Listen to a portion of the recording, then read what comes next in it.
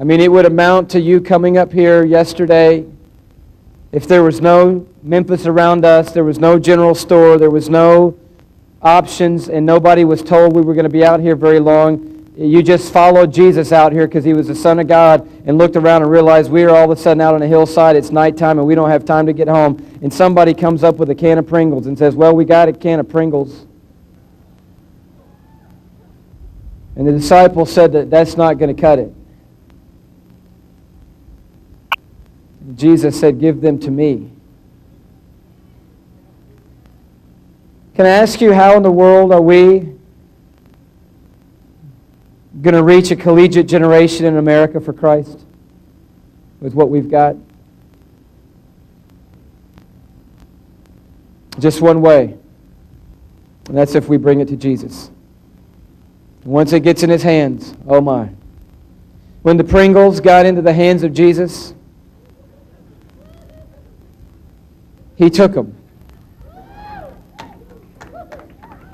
I mean, don't you love that?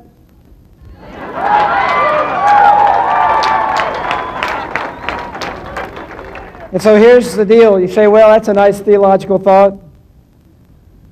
And I love Jesus Christ, the Son of God, because He asked Him already knowing what He intended to do.